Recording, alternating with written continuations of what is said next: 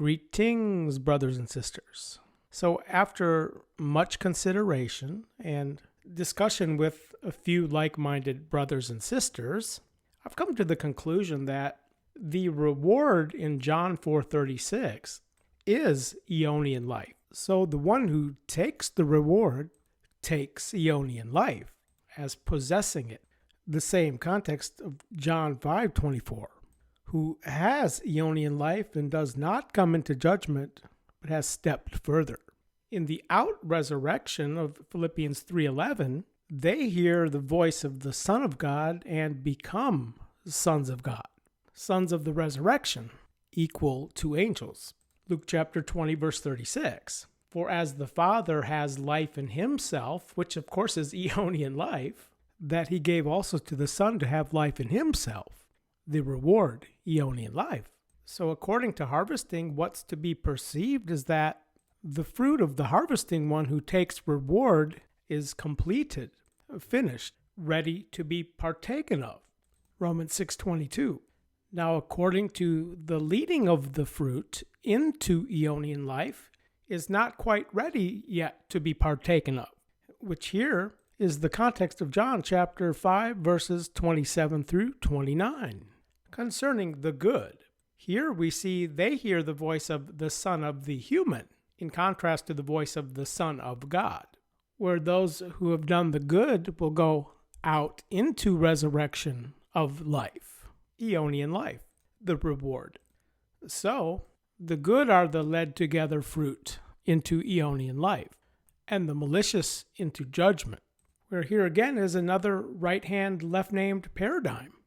The ideal tree makes good fruits, some 100, some 60, some 30-fold, but the rotten tree makes evil fruits. So prior to the taking of reward or the harvesting, the fruit that's being led is carrying fruit towards Aeonian life. When one co-thinks or faiths, they are not completely fully finished according to fruit carrying. No, the finishing of hallowing is Aeonian life, not the beginning of hallowing. Taking the reward is up-loosening. Carrying fruit is below abidance, in expectation of glory and bliss, prior to its being ready to be harvested. Luke 8:15.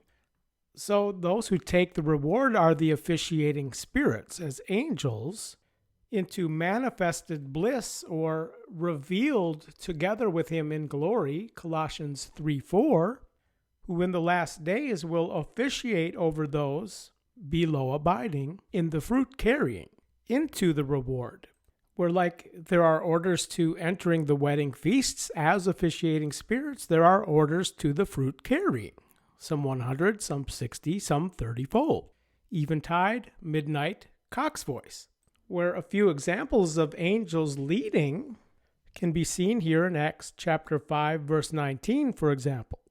But an angel of the Lord threw during the night, which through during is actually the preposition dia, throughout the night, hence the watch times of the night, where the Greek noun phulache is also translated both jail and watch time, or watch times if in the plural, which I show in my video, the watch times. The point being is that angels as harvesters are leading together fruit. Angels together with below abiders, carrying fruit into finishing. In Matthew chapter 25, when the sheep are segregated from the kids, the goats, they too are said to be in jail, phulache, which beguard time is the third. We're here again in Matthew 25:32, and all the nations will be led together in front of him. Led by who? Well, the angels of Christ, the angels of his ability. Verse 31. The same of 2 Thessalonians chapter 1, verse 7, where when we read of the angels in many of these parables, these are those who have already taken the reward according to prior orders.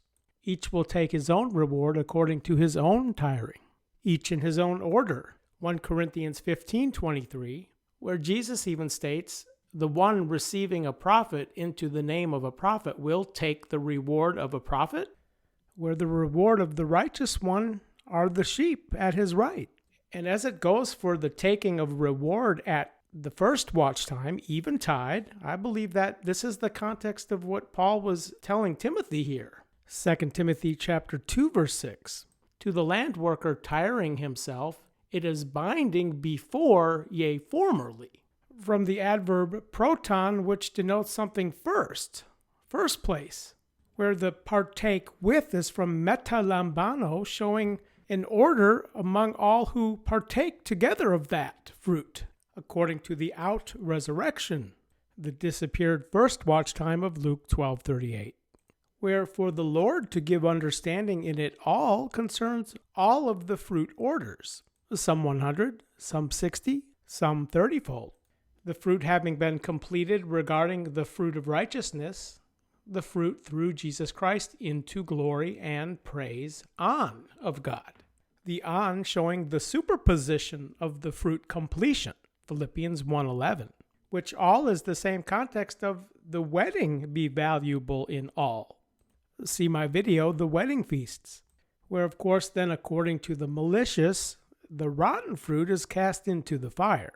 The fourth watch time, Gehenna, Aeonian fire, Matthew 25:41. So in John chapter 4, verse 38, when Jesus dispatched them, he said, I have dispatched you toward the harvest, which you have not tired yourselves, where others have tired themselves, and you have come into their tiring. This shows that others come into tiring prior to them. And as I talk about in my video, the bride chamber, concerning the oil of rejoicing and the joy in the bride chamber, well, both the sowing one and the harvesting one have joy together, the angels and the land workers. The angels have joy in the heaven on account of one co-thinking failure, of which, of course, a co-thinking failure would be at the very beginning of their fruit-carrying stage, as being led into Aeonian life, into the reward. So the joy in the bride chamber is shared with the joy in the heaven and the joy of angels, who have come into the wedding feast prior. For in this the true word is represented that another is the sowing one and another the harvesting one, the land workers and the leading together angels.